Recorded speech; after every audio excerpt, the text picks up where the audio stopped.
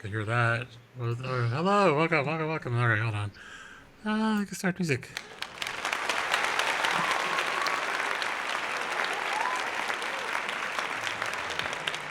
All right, welcome to TPP Podcast episode 10.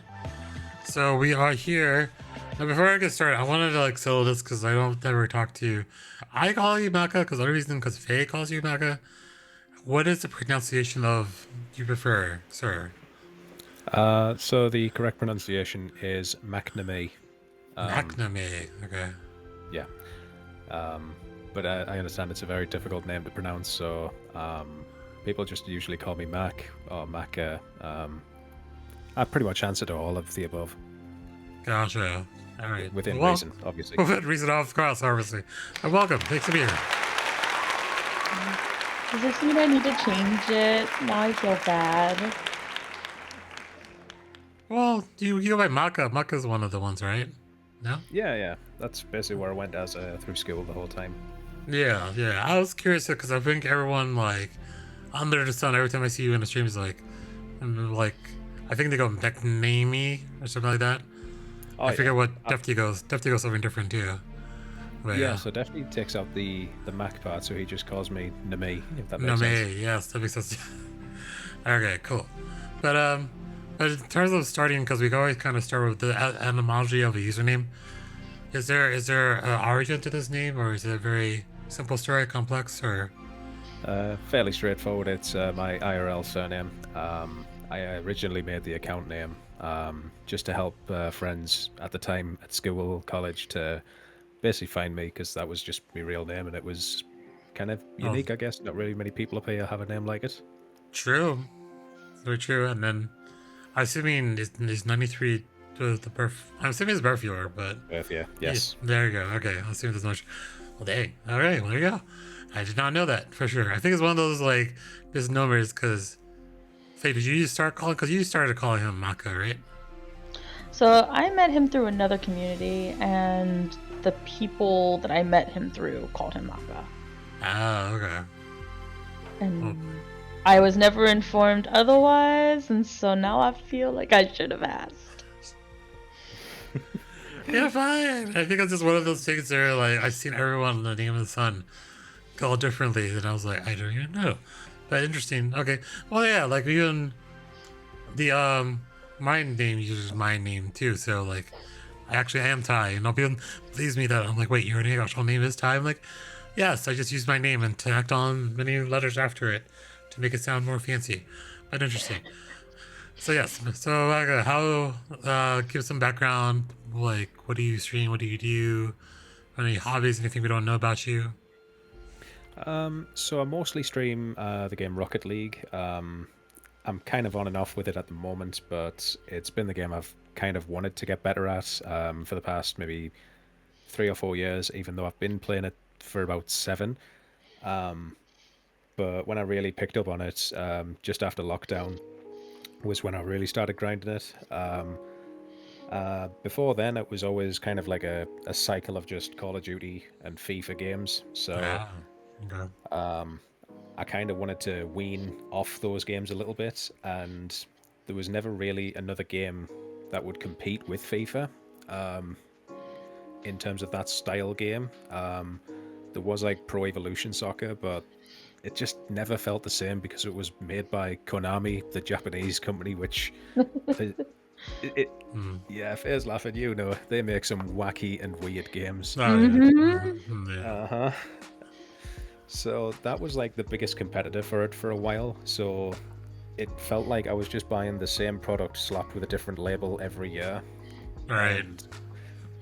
And then one year, I think it was like on Xbox a few years ago, like there was a, I think it was either like a free weekend, play this game, sort of thing going, and it was Rocket League, and I just thought, you know what, it's got cars. I like cars, I guess.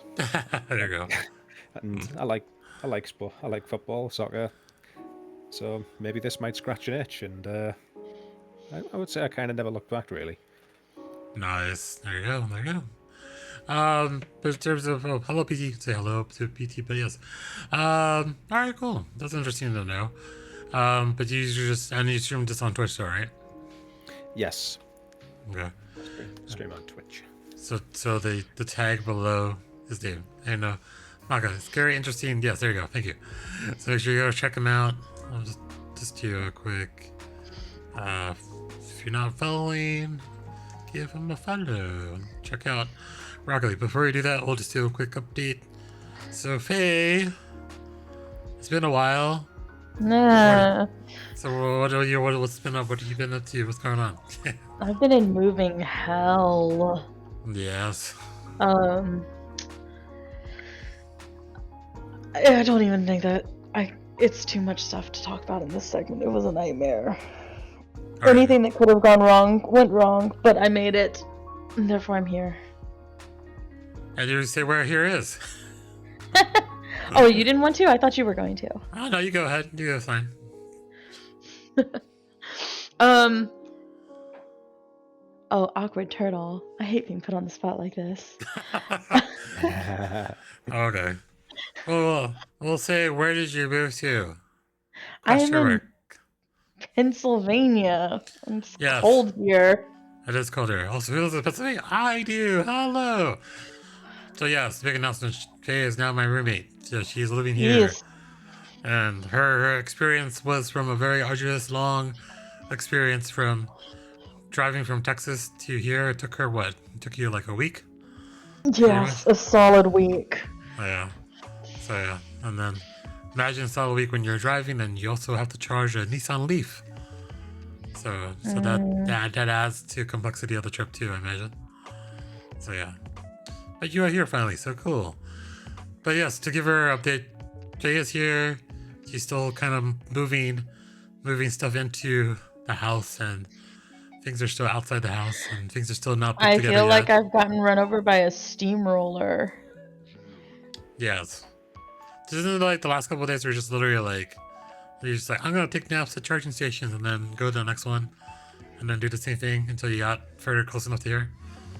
Mm-hmm. Pretty much, yes. There you go. Alright. Yeah, I legitimately was sleeping in my car for a couple days just because it's like, this is taking too long.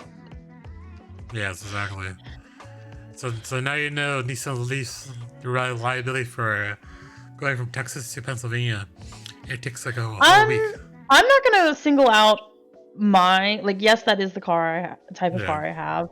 I'm not singling that one out as being the problem. It's just a problem with having an electric car and doing a long road trip. You're going to have to stop to charge. It's going to increase the time that it takes. Just that is true. End of discussion. All right, no discussion. There you go.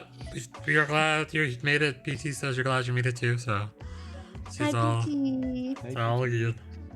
But yes. So yeah, big update then, and of course, yes, because they said it. Faye's here. Hey, welcome Faye to Pennsylvania. So yeah.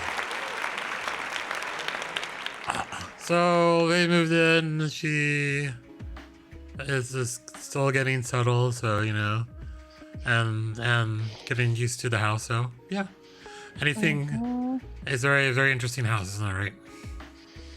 I like it. It's cute. It's got character. I don't like your stairs. To give context to anyone listening, the stairs are very, very narrow. They're narrow and they're steep, and I have a fear of heights, and I'm not even ashamed to say this anymore. I legitimately had a panic attack because of them last night. She did. And there's the railing only goes up so far. It goes up to a point where it disappears into the wall, and then you were just stuck between two walls and stairs. So yeah. I just know I'm gonna fall down these stairs one day, and I'm just gonna crack my skull on the bottom. You're fine. What you should do is just do what you did when you were a kid, and just like sit down and slide down them, Oh, I've legit, every time I have to go down the stairs, I press my back against one wall and put my hands against the other wall and go down one step at a time sideways. I've seen. She has done that, chat. I'm confirming. So, yeah. I'm terrified. So, yeah. So, now these are the mic quality because she is using my extra setup and my headphones for my headset. So, yes. Let's see. Probably just house, the lovely death stairs. If you're near enough, you hit the wall before you hit the bottom. Possibly. I don't know, but it's an old house. It's built at least in the 1800s, so late 1800s, so it is old. The foundation joists, if you go to the basement, Faye's not yet gone down to the basement to look, but if you go down, there are like logs that are like lining the actual foundation or joists of the house. So it's very, very old. But yeah, it is a cute house, got characters in a nice neighborhood, it's all the fun stuff. But yeah, Faye's finally here, so again, applause for making it here.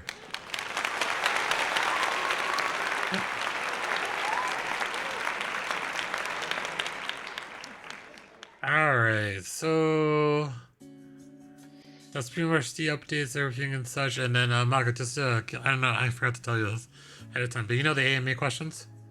So it's kind of like I'd ask the panel anything you want to know. Yeah, I actually have a channel point redemption actually on my. Similar to not that I'm like self-promoting a bit here. There you go. People can where people can just redeem it and ask me anything. So I'm kind of used to it being put on the spot like this. Gotcha. So like, we'll just. Oh, go ahead. Hey, Ty uses it a little bit backwards. So when it's your AMA section, it's actually you asking us the question. Oh no, it's the viewer asking me. Oh yeah, but that's no, backwards. I'm saying. Oh. Okay. Go ahead, Trey. Go ahead. No, never mind. Shut up. Okay. I don't think it's quiet. Let me check the volume. 1 second. Hi, Daft. Mecca's always a little quiet. Yeah. I really don't know why. Probably something to do with this, like, the mic. I don't know. It's okay. All the way up on my side. I turned you up to 200, so we'll see. Hey, Daph. Oh, okay. And Duff already knows the news. The news definitely gassed when I spoke to him. He's like, Faye's moving in. And I was like, yes. Well, I didn't say yes, but he had to tune in to find out. So that was the news. But yeah. We all here. All right, cool. So yeah, but yeah, we'll get to that point. We'll get to the point. But of course, we're going to talk about Rocket League. So out of curiosity, Rocket League, maybe Michael, give us like things people don't know about Rocket League, and because like people look at it as like a card game, like with a ball, and you drive around. It's like, is it more in depth than that? I assume it is, but give us your thoughts. I guess yes and no. Obviously, there's different game modes within the game. So yes, it is just cars and a ball. Some of them, you've got like a basketball mode called hoops. So you're essentially trying to shoot the ball into like up and then down like a swish shot into a basketball hoop, then a physical like, soccer net. There's the ice hockey themed one where instead of a ball, it's a giant puck. But with the same objective. It's very very different modes, but essentially the same end goal, I guess, and that's to score more goals than your other team.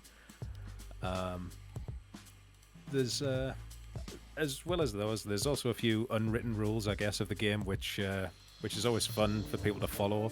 I don't actually know how they first came about, but it's just hilarious to see that they're still being kept alive. So the two major ones, I would say, are Rule 0 and Rule 1. So Rule 0 is basically you've got your timer that ticks down, and when the clock is about to hit 0, so long as the ball or the puck or whatever you're using is up in the air, the game doesn't end. So the Rule 0 is basically keep the ball up at 0 seconds for as long as possible. And And of course, like it's one of those where if you kill the game off by shooting the ball at the ground, it's basically like I'm gonna unalive you on Minecraft. I got you. Nice. And rule one is basically when you accelerate into the front of somebody else's car and they do the same, you're basically locked front bumpers with each other. Essentially, it just becomes like a sumo match where you're not allowed to break it. That's the whole idea of rule one. You just basically just sumo and just head to head against them until there's a goal scored. Gotcha. So like, so then the modes make it very competitive, right? So like, I guess in terms of like just Rocket League as a game, like, has it? I'm assuming because you say you do commentary from, so do you do commentary just like as for yourself, or do you do commentary with a league, or can you explain that part? Yeah, so I actually made a bit of a debut last year when I set up an entire tournament, because that's one thing I love doing, is just setting up little like in-house tournaments just with a few friends and where have you. At the time, player-to-player trading was a thing, and we had this whole production set up with commentators, unique camera cuts, and players as well from all different skill levels, which you can check online to see where they are. And essentially, I also had a friend who was a caster for many different games like Apex, Valorant, and Rocket League, and he was totally on board to just give up a Saturday on a day's notice to help out, to do the commentary for it. And he has done plenty in the past that I've seen, and he is awesome as well. And it's something that I'm definitely going to be trying to do a little bit more of. There's been times where if I've been going for a long stream, which sometimes I tend to do, I think there was one in particular quite recently, the longer stream, where it I saw that. It was like 24 hours. I was like, what? Yeah. Yeah, that ended up being like 27, I think, before I finally hit 27 before you finally finished? Oh, wow. Yeah, like I hit 24 and I was still playing, like I didn't even realize it. And people were just like wanting to join these like private matches, and it's like, we've got so many here. I'm just gonna take a back seat here and just commentate because my brain is just totally fried right now. Makes sense. Yeah. So like, there's a very competitive, so like similar to Apex, similar to like, I guess Valorant probably has tournaments too. So any kind of like, is it like really esports? Like, yeah, there is an esports. In fact, they've actually just announced it this week, that it is coming back to the UK in 2025. Oh wow! In Birmingham. So that's about middle of the country for us. So about maybe a 5-hour drive, I would say, for me personally, or maybe about 3 or 4 hours on train. And tickets actually go live between the 27th, which is actually tomorrow, till the 30th. Oh wow! Okay. I'm assuming you're wanting to go to that. I kind of do, but at the same time, I also want to see how many of my friends we can actually get together and go to. Okay. The other thing is, I also really want to go over to one in America, because they're dotted all over as well. They've done them in like New York, Dallas, Fort Worth, California, and Wow. yeah, one or two other places.